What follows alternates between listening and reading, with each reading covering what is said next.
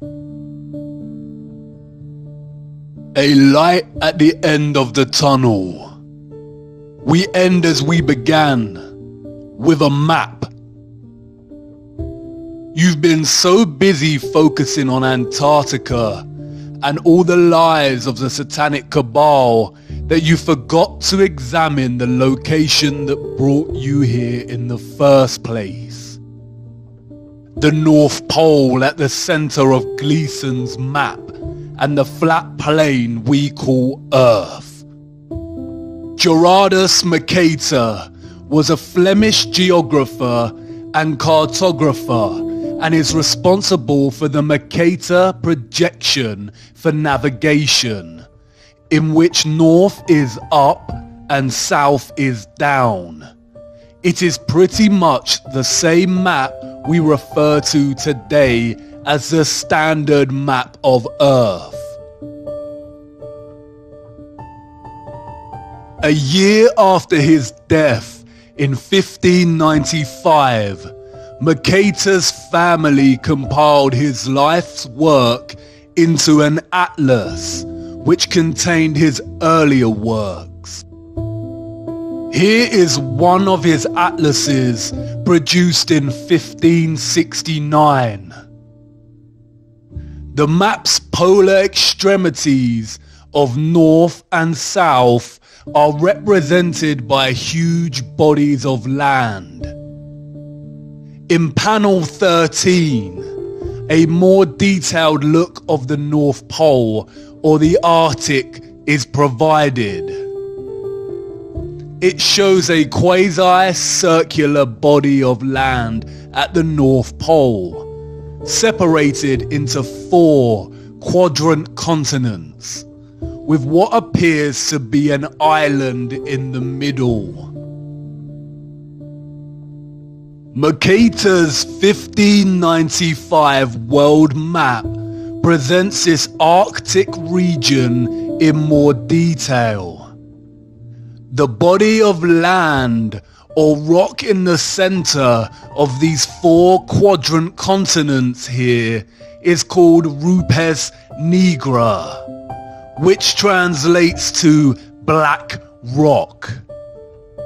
The official historians of the world tell us that Mercator's vision and influence came from the text Inventio Fortunata, a conveniently lost book containing a description of the North Pole as a mountain surrounded by a giant whirlpool and 4 continents, with 4 directional rivers.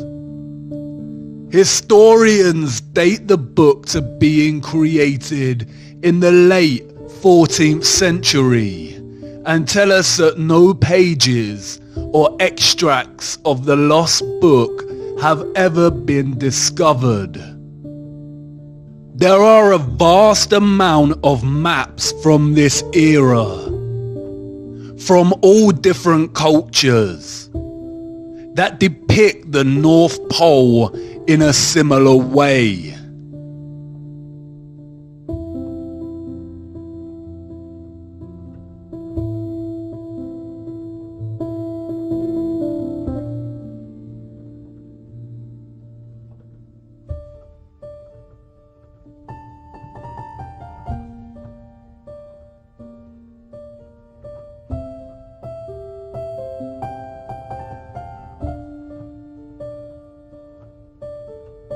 It is not until the 17th century that reference to the North Pole's mountain, 4 continents, and 4 directional rivers starts to disappear from cartography, like a Photoshop erasure job.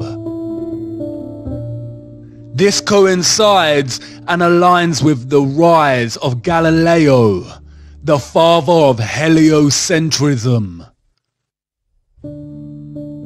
They tell us there is no land at the North Pole, just a large ice sheet, Google Earth, however, refuses to even give us the ice sheets.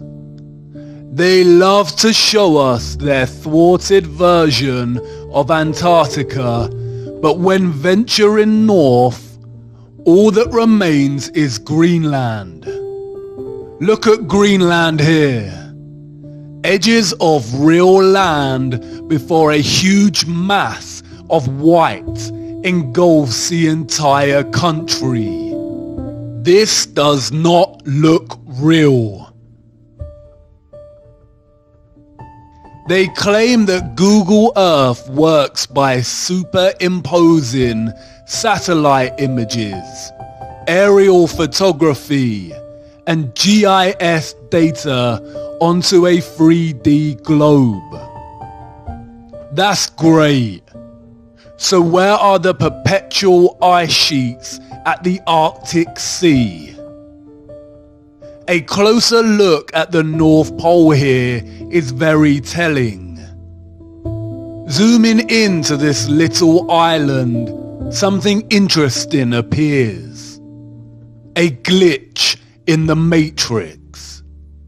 A line that runs from this island to the center of the Arctic Sea. Deliberate mocking on their part, or just amateur NASA-style Photoshop skills. Either way, it indicates that the vast nothingness of blue ocean here is indeed a photoshopped lie, and exists primarily to hide whatever is really here. Perhaps Mercator and the early cartographers just got it wrong. Mercator was no joke in his day. His maps were not merely fantastical creations of the world as he dreamed up and saw fit. He was known for his meticulous accuracy, and, as stated earlier, he later developed the Mercator projection, which is still used today for navigation. The Invencio Fortunata is lost and has never been found in its entirety or extract. But an old letter from Mercator to John Dee, the advisor to Queen Elizabeth I, provides insight. John Dee wrote to Mercator to inquire about the North Pole. In his reply, Mercator paraphrased the Invencio Fortunata and provided a description of the region. In the midst of the four countries is a whirlpool, into which there empty these four enduring seas, which divide the north, and the water rushes round and descends into the earth just as if one were pouring it through a filter funnel.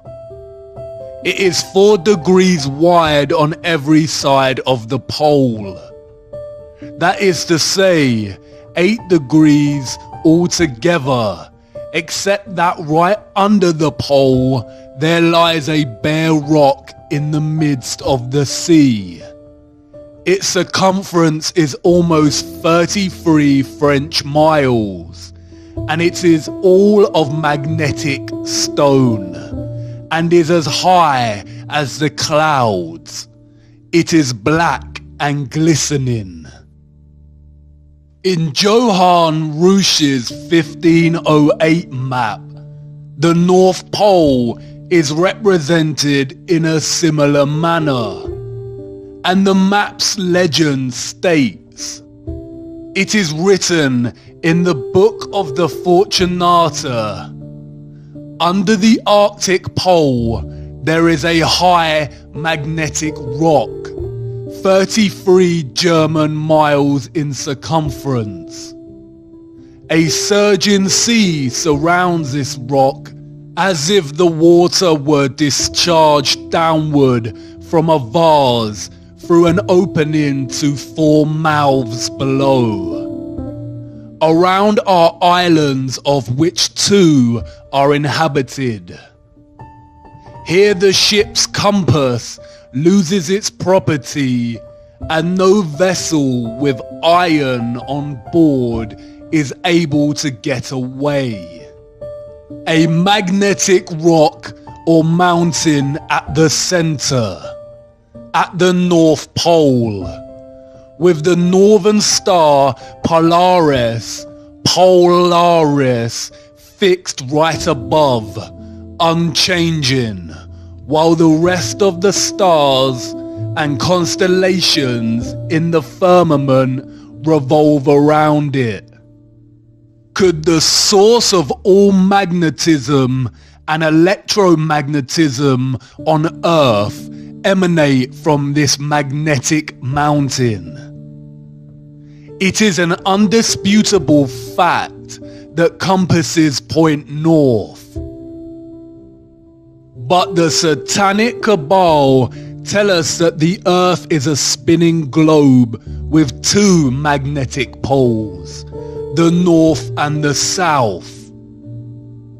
Yet no matter how far we go south, the compass's needle never shifts and begins pointing south. It always points north. Is the north's magnetic pole just stronger than the south's and able to overpower it no matter how south you go? Or is somebody lying? And what about this whirlpool? The vortex at the center? Do the oceans really collect through 4 rivers and descend into the earth itself like a funnel or a vase? Would that even be possible? Do you remember what happened to water in the bowl with the magnet? Water is diamagnetic. It would certainly resist a large magnetic mountain. Is the North Pole really Earth's very own rabbit hole? And again, if this were true, why lie? It's entirely possible to let people know about this mountain and whirlpool and make it compatible with their satanic heliocentric model. The rabbit hole goes a lot deeper than you realize.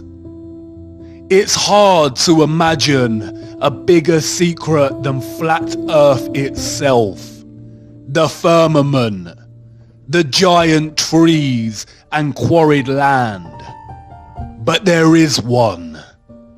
It could very well perhaps be the most satanic lie of them all. Just perhaps. As always, the clues are hiding in plain sight.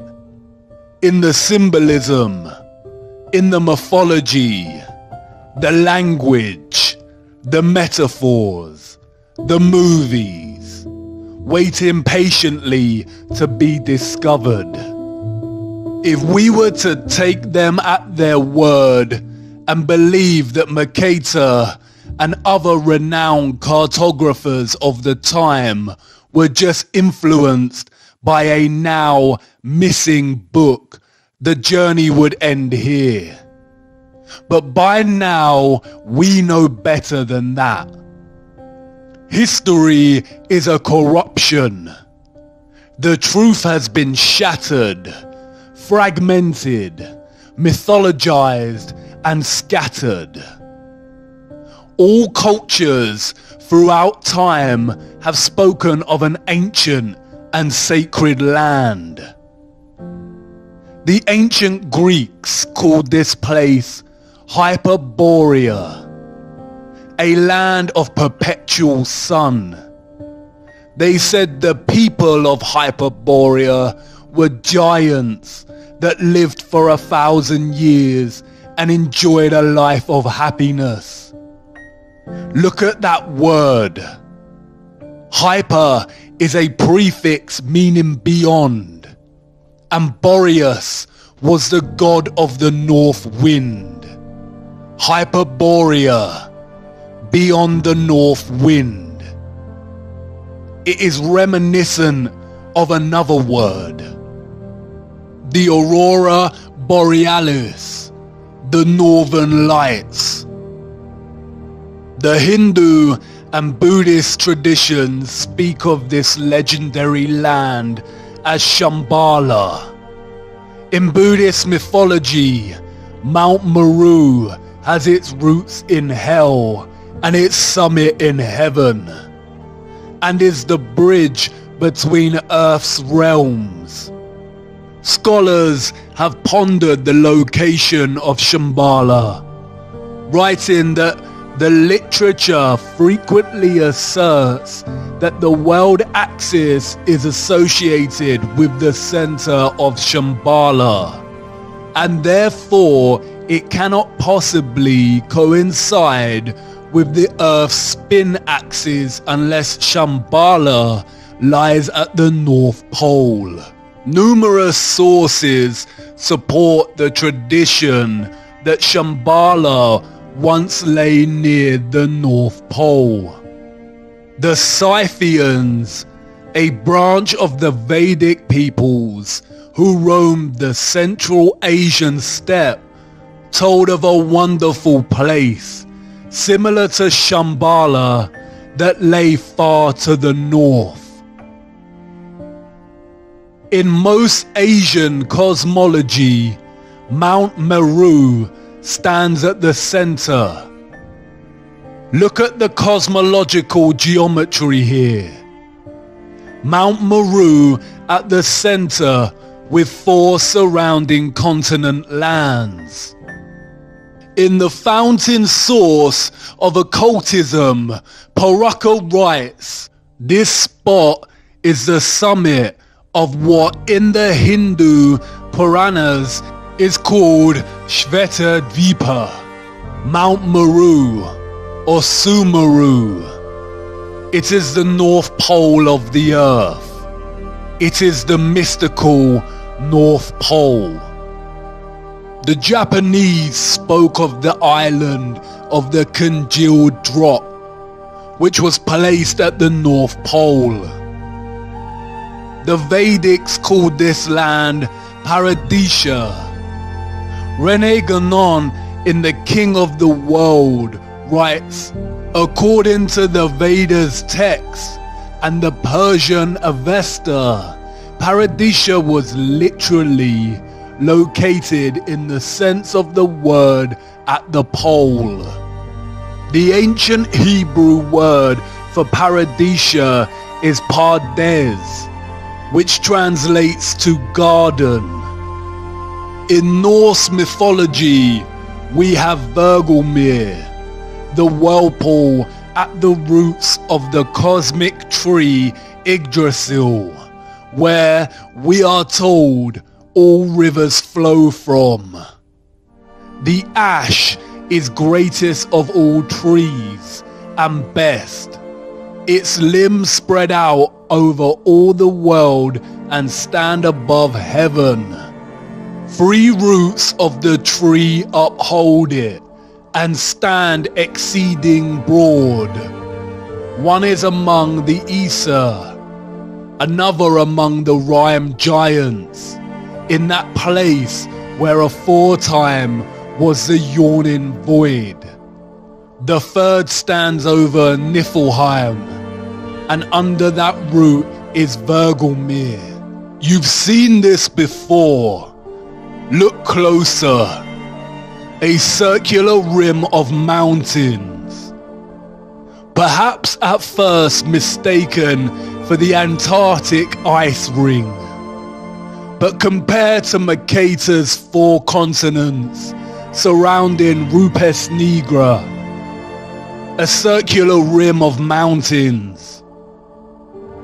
In the Bible, this land is called the Garden of Eden. In the middle of the garden were the tree of life and the tree of knowledge of good and evil. A river watering the garden flowed from Eden. From there it was separated into 4 headwaters. The same 4 headwaters that Mercator depicts in his map. Beautiful for situation, the joy of the whole earth, is Mount Zion, on the sides of the north, the city of the great king. It has many names: Mount Zion, Mount Meru, Sumeru, Rupes Nigra, the Axis Mundi, the cosmic axis, the world pillar, the world tree, the tree of life. The connection at the center of this plane, connecting the above and the below, the source of God, the source of magnetism. The Book of Enoch is also consistent. And from there, I went to the middle of the earth and saw a blessed, well-watered place, which had branches which remained alive and sprouted from a tree which had been cut down. And there I saw a holy mountain, and under the mountain, to the east of it, there was water, and it flowed towards the south. All cultures have their own versions of this central axis, Mount Meru, or what the Bible refers to as the Tree of Life. Heaven's altar right here on earth.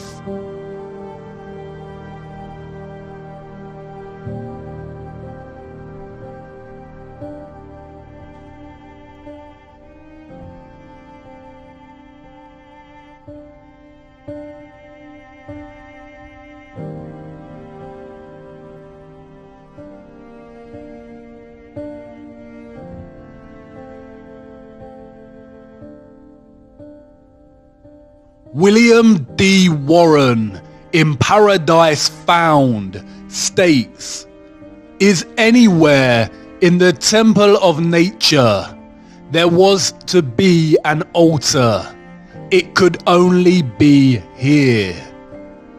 That it was here finds a fresh and unexpected confirmation in the singular agreement of many ancient religions and mythologies in associating their paradise tree with the axis of the world, or otherwise with equal unmistakableness locating it at the Arctic pole of the earth.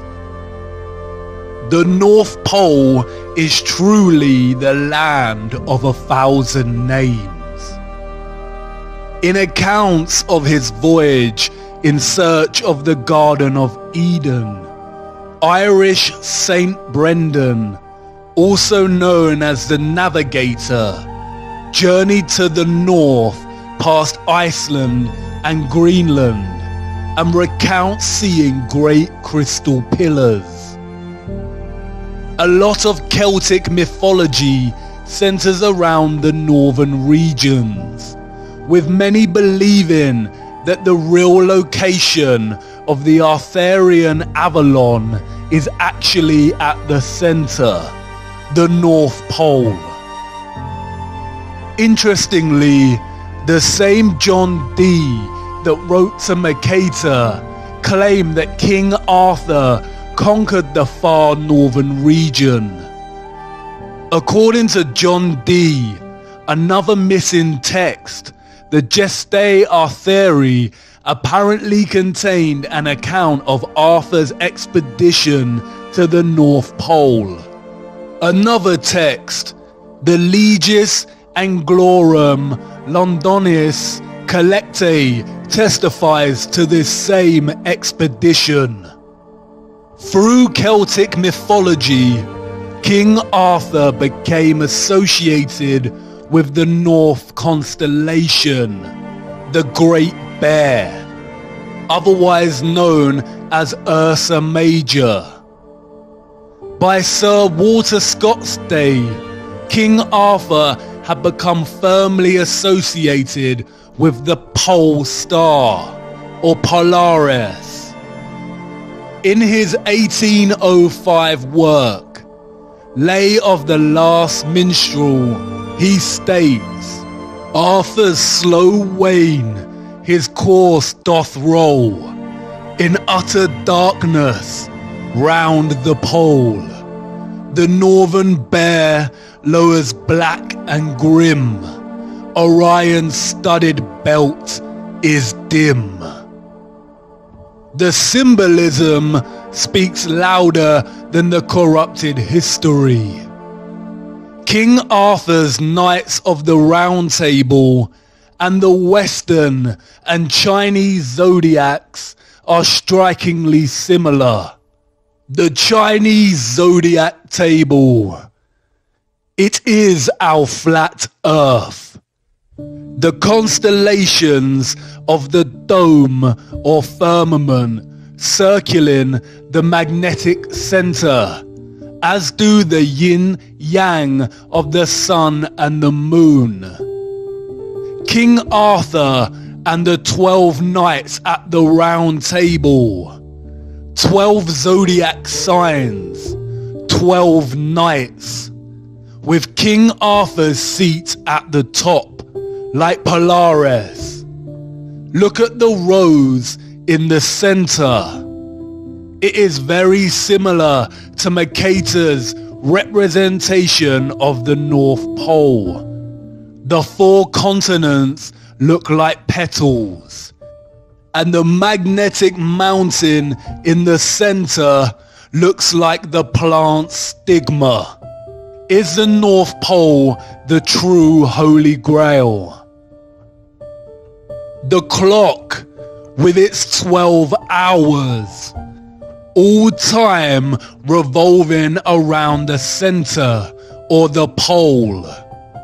There are 12 months in a year and 4 seasons, just like the 4 continents surrounding the pole. Our Earth is the oldest clock. 12 stars on the flag of Europe. Mercator's letter stated that Mount Meru, or Rupes Nigra, was 33 miles in circumference. 33 again. The United Nations flag, split into 33 sections, with the final, largest section falling in the center.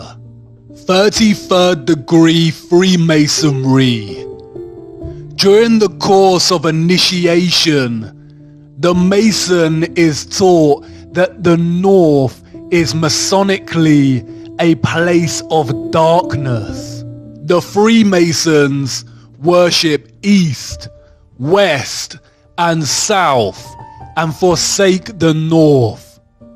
This is because the North is associated with the energy of good.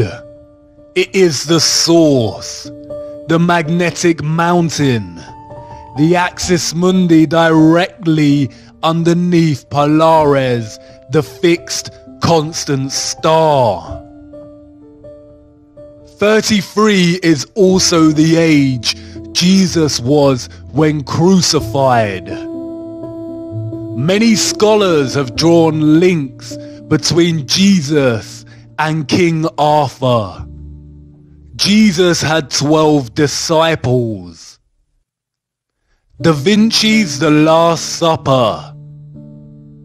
12 disciples revolve around the center, Christ. A closer look at the table shows an arched central base, suggesting it was actually a round table that has been halved and flattened for purposes of the painting, hidden in plain sight. Our first encounter with the North Pole is also one of the first deceptions we ever experience as humans. Saint Nicholas, or Santa, comes from the North Pole. Santa is an anagram of Satan and has ties to another mythological being, Krampus, a horned half-goat, half-demon deity that punishes children who misbehave, i.e., it has its roots in the satanic practice of Moloch worship. Krampus is still worshipped today in many European countries. Can you see what they are doing? Contemporary Christmas practices have their roots in Victorian literature. Before that, the season still carried its true Christian practices and celebration of Christ. The satanic cabal has distorted and corrupted the true celebration of Christmas, tying satanic figures suggestive of child predation to the North Pole. As we grow up and find out Santa is a lie, we never give the North Pole another thought. It is the location of our first disillusion, our first painful truth. We are programmed to deliberately lose our sense of wonder for the North Pole. This usually coincides with the same time that we begin our heliocentric indoctrination at school. Christmas is a celebration of the birth of Christ, a celebration of the source, of God. That's why we put up Christmas trees. The Christmas tree is Mount Meru, the Rupes Nigra, the tree of life, and the star on top is Polaris, the fixed star in the firmament. Humanity has collectively forgotten this. The Christmas tree is a celebration of the magnetic axis mundi at the center of our flat Earth, and it has subsequently been corrupted and replaced by debased materialism.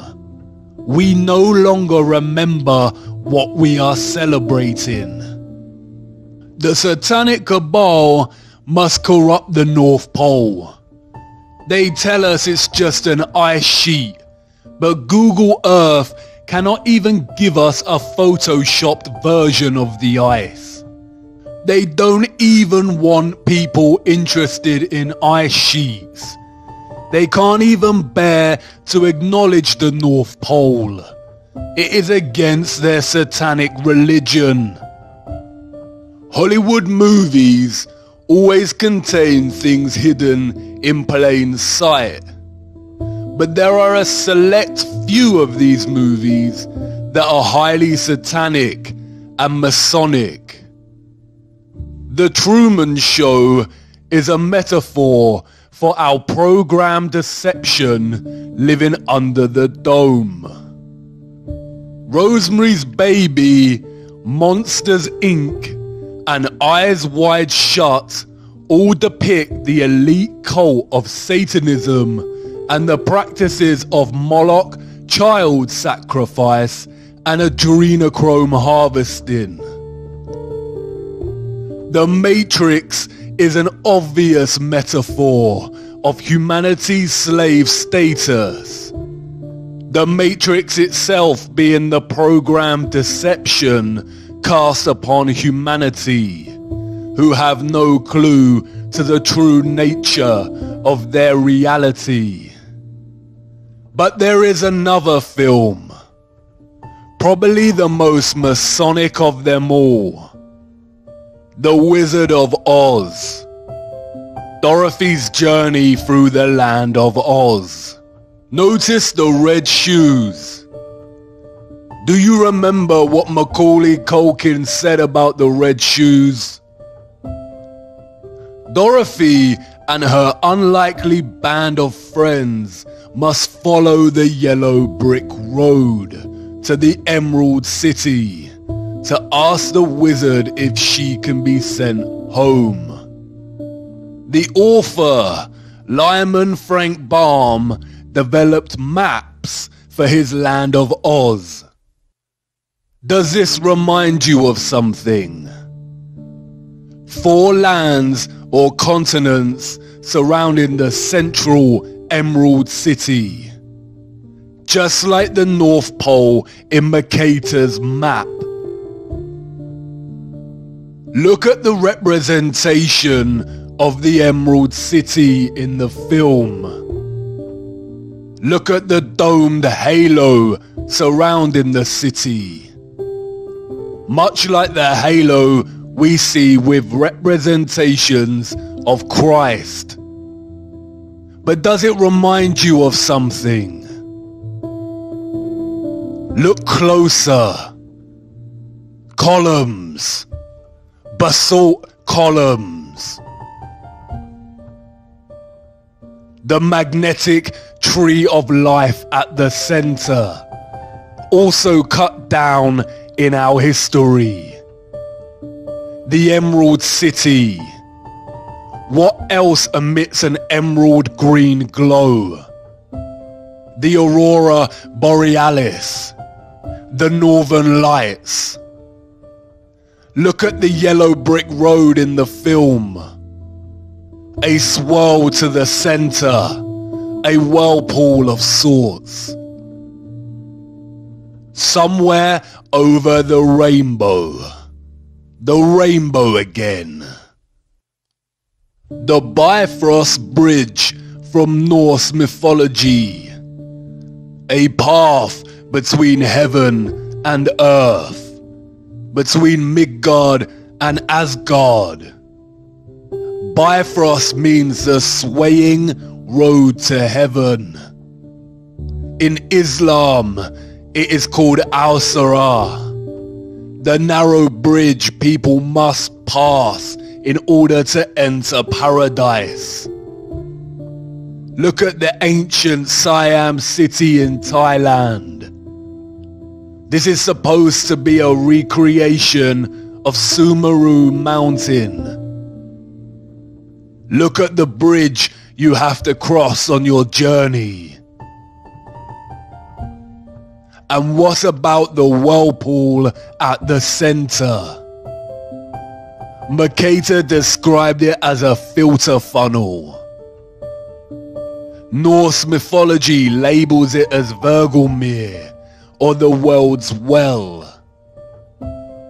Could there really be a whirlpool opening in the center of Earth, caused by the magnetic tree of life, in which the oceans flow down into? Paul the Deacon, an 8th century Benedictine monk, wrote that where the ocean extends without bounds is that very deep abyss of waters which we commonly call the ocean's navel. It is said twice a day to suck the waves into itself and to spew them out again, By the whirlpool of which we have spoken, it is asserted that ships are often drawn in with such rapidity. Gerald of Wales, royal clerk to King Henry II, wrote, "Not far from the islands towards the north, there is an astonishing whirlpool in the sea, towards which there is a set current of the waves from all quarters, until, pouring themselves into nature's secret recesses, they are swallowed up, as if it were in the abyss." In the Historia Norwegiae, an anonymous 12th century Norwegian monk describes the exact same phenomenon. The greatest of all whirlpools is to be found there, which engulfs the strongest ships. There is a very deep abyss in the earth itself, and alongside it are open-mouthed caverns containing winds.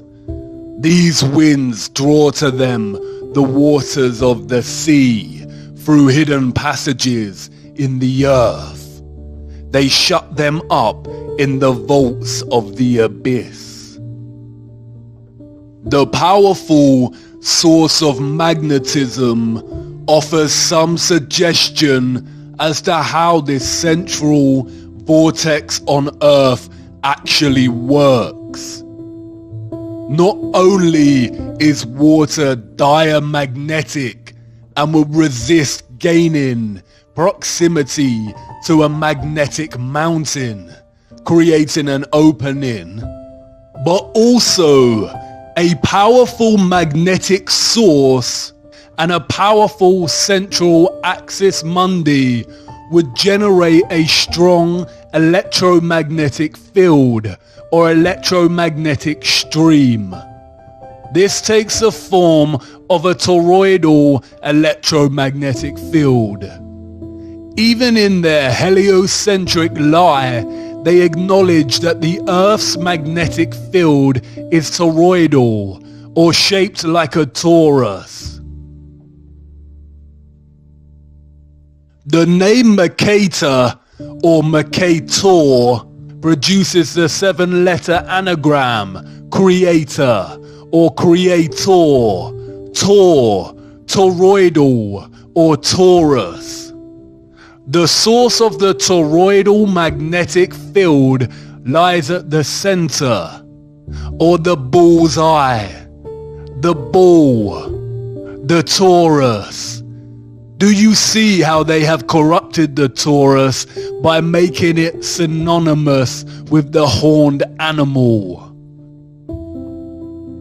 The toroidal electromagnetic field is a stream of all vibration, frequency, and energy on our flat plane. A constant dance of the above and the below, with our earthly plane in the center. The toroidal field draws the oceans in at the central axis mundi vortex.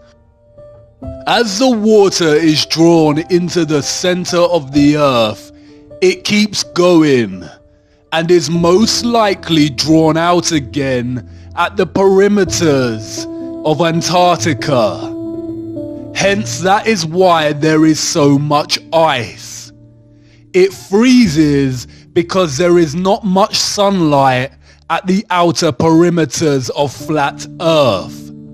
The ice has always melted at a constant rate, and this has been used recently to fuel the climate change hoax by the satanic cabal. This central vortex at the North Pole would also suggest the possible existence of the biblical Great Deep, and offer some clues to the existence of water above the firmament. all of which are outside of our perception's grasp and have been hidden from us. As absurd as this constant recycling of water sounds, the same process is happening right now inside of your body and never stops. Blood is pumped from the body into the right atrium and then is drawn up into the more central right valve to the lungs, which oxygenates the blood and pumps it into the left atrium at the heart's periphery, which is then drawn up into the central left valve back into the body. Speaking of the stars in the firmament, Enoch said that we shall err and take them to be gods. All planets in the fake solar system are named after false gods, such as Mars, Saturn, and Mercury. All of them apart from Earth. Earth is an interesting word, one of its kind. It is an anagram of heart. Look at the electromagnetic field of the human heart. It is a toroid. Look at the apple. It is the same shape as the toroid. What fruit did Satan tempt Eve with in the garden, the center of the earth? Hidden in plain sight, as above, so below, the microcosm and the macrocosm. What lies inside of Earth at this central vortex? Who knows? But it could explain the phenomena of the auroras at the poles. Perhaps the mysterious green light is atmospheric light coming from inner Earth, or the light emitted at the junction between realms. The word aurora borealis is very similar to the word Ouroboros, the serpent eating its own tail. A satanic symbol we see used over and over again. Many have speculated that the Ouroboros symbolizes the ice ring at Antarctica. Oro comes from the ancient Greek meaning for tail, and Boros comes from the ancient Greek meaning for swallow. Boros is also very similar linguistically to Boreas, god of the north wind. The Ouroboros is also present in the Norse cosmology, circling the center. The Bible referred to it as Leviathan, a creature with no mate, its tail placed inside of its mouth. It signifies how the North Pole and the Antarctic ice ring meet in the continual, infinite recycling of the oceans caused by the flow of energy from a toroidal electromagnetic field. It also symbolizes the continual dance between good and evil. The good being the Arctic North Pole and the evil being Antarctica. The ant prefix of Antarctica is precisely the same prefix used to signify opposition and being against. The Arctic is Christ, and Antarctica is the Antichrist. So many of the satanic elite are obsessed with Antarctica. In the mythologies, It is only the pure of heart that can enter the North Pole Center, Hyperborea, the Emerald City, the Garden of Eden. And we see this motif play out over and over again in their satanic mocking of our ignorance, while they continually lead us further and further away from knowing the truth, keeping us rooted to giving our energy to their satanic matrix.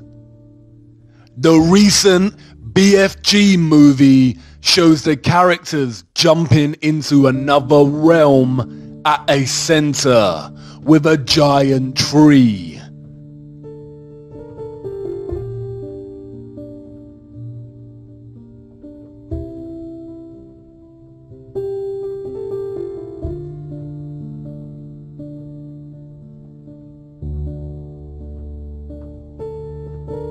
Notice the aurora.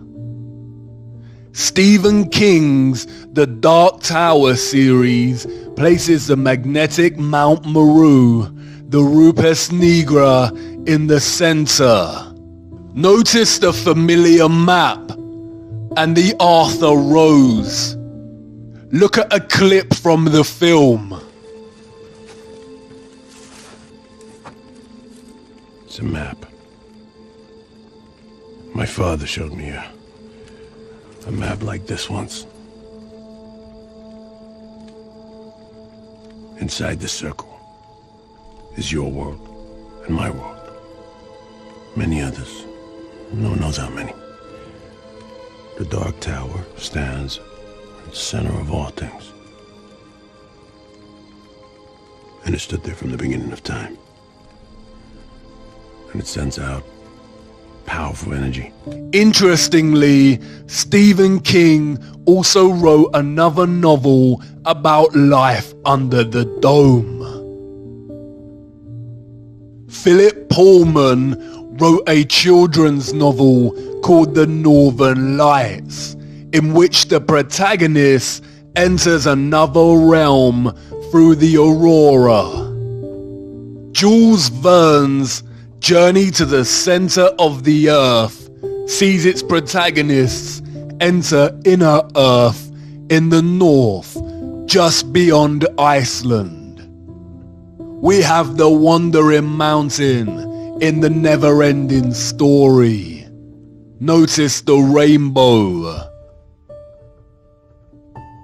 Even the production company Paramount references this in its logo.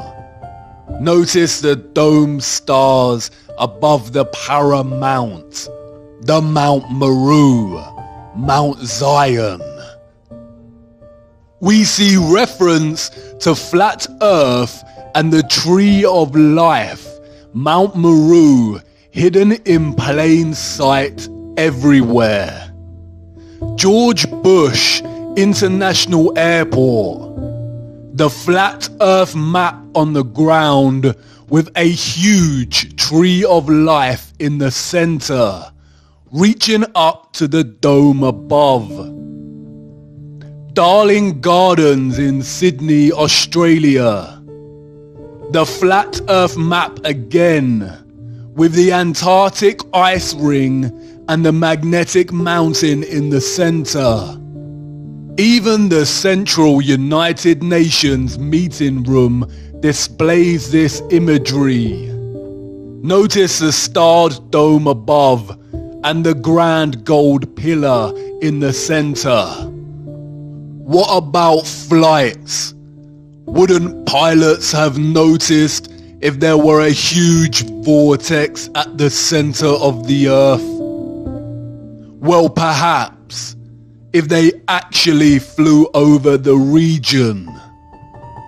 Flights are restricted, we are told, because it is too cold to fly over the Arctic and Antarctic regions. They tell us they have the technology to send people out into cold space, but not to cross the polar zones. In fact, a closer look at flight paths more generally exposes their heliocentric lie. On a globe Earth, South Africa to Australia should be a straight path over the Indian Ocean. They could even refuel at Madagascar if necessary. But no such flight exists.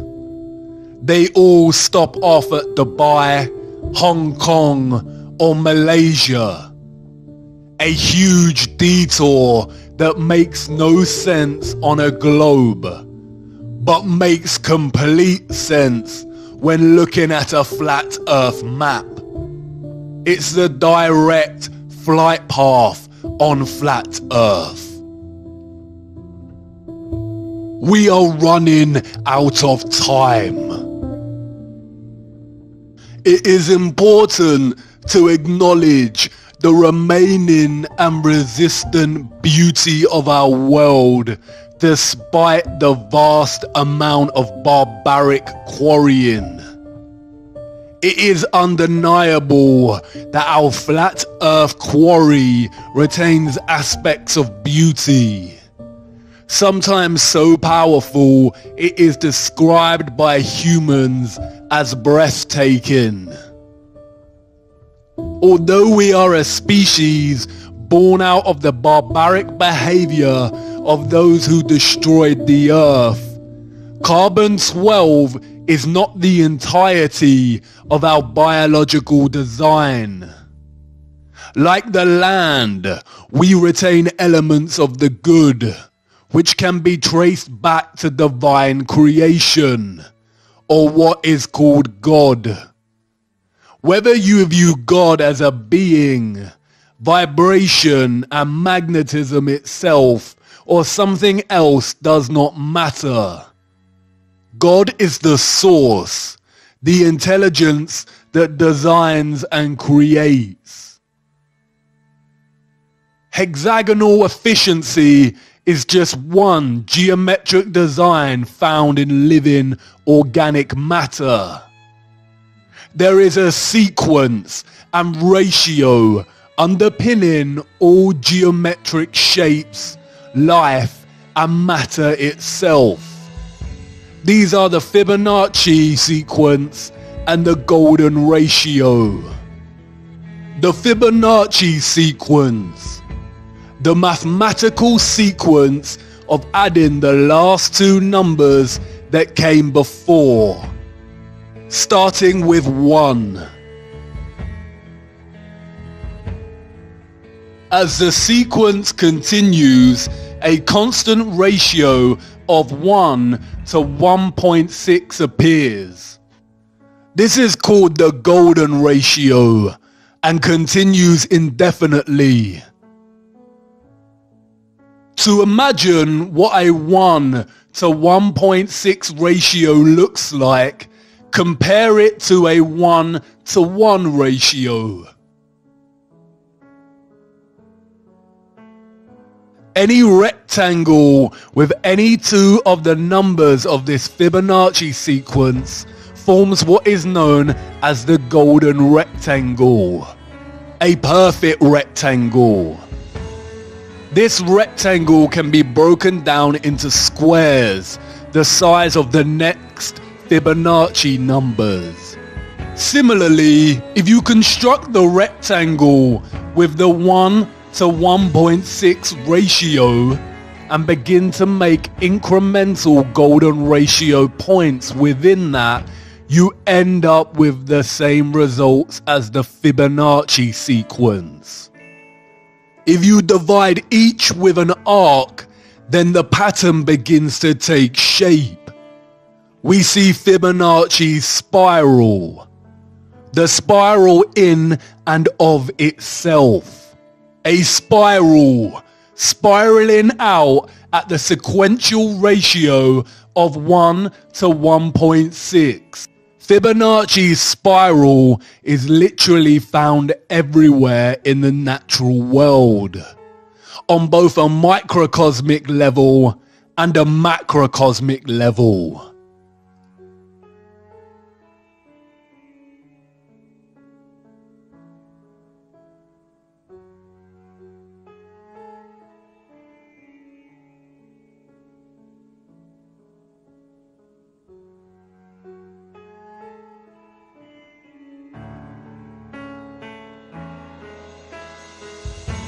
It is the blueprint of all creation.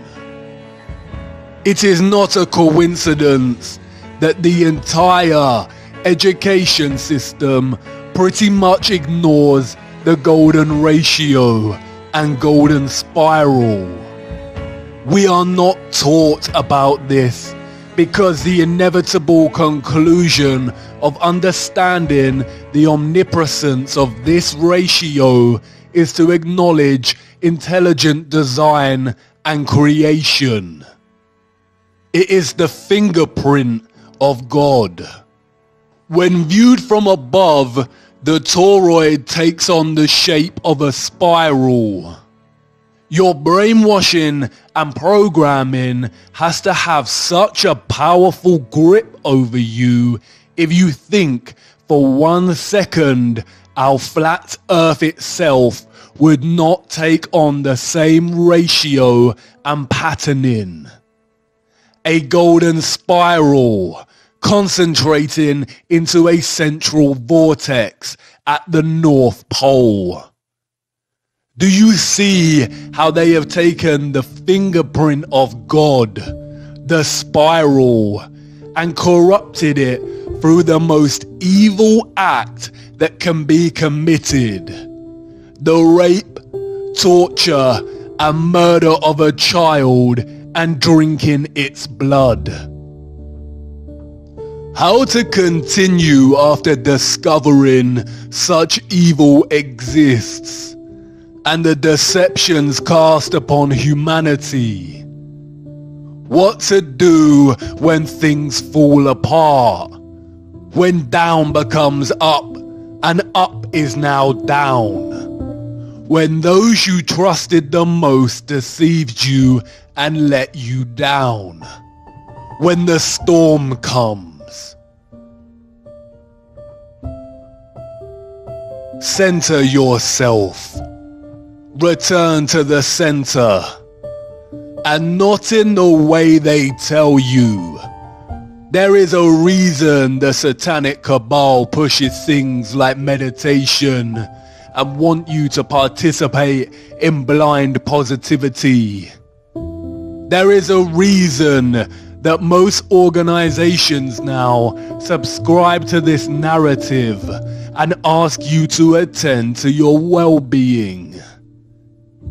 They want you to accept that reality is stressful and full of corruption, to normalize it, and tell you the antidote is forced relaxation, to switch off and ignore, and forced positivity, which in reality is just to ignore the matter at hand and replace it with delusional positive thoughts.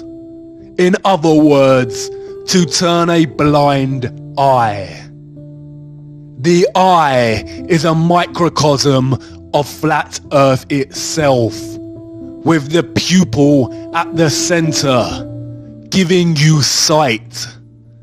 Center yourself, but not through their methods. There is only one way to achieve centrality and stillness. The eye of the storm, immutable and still while all around it energetic rage. The tree trunk, steadfast as the wind rattles its branches. The truth is objective. It cannot move, cannot bend, cannot fall apart. It is positively charged. It stands up to any counter-argument. And because of this, the truth is pure and is fixed. The fixed center of being. Put on the full armor of God so that you can take your stand against the devil's schemes. Stand firm then, with the belt of truth buckled around your waist. And knowing the world we live in, the journey to the center is going to be the journey of a lifetime. It's here, the end of the rabbit hole, the end of our small journey. There is so much we did not get to cover, but I hope you will not forget over time and keep on searching. Did I accomplish what I set out to achieve? Am I wiser? Do I know more? Perhaps a little. But the more truth I discovered, the less I truly know. The truth humbles and puts me in my place. But it is not a place of dislocation that believing in the Einsoft heliocentric model of nothingness produces in an individual. You probably want to ask if I now believe in God. If you need to ask that question, then you haven't been paying attention.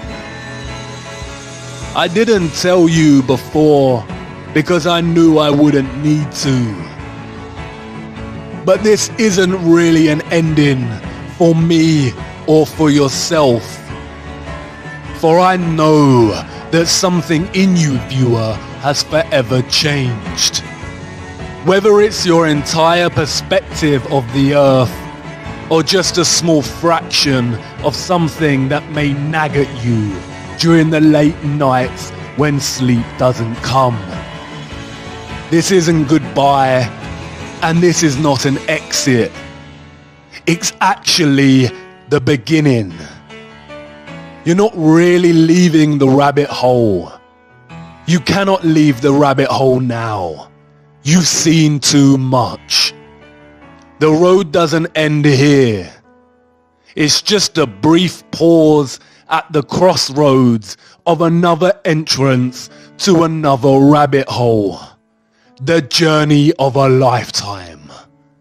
And who knows where it will lead you, viewer. But let's hope it's closer to the center.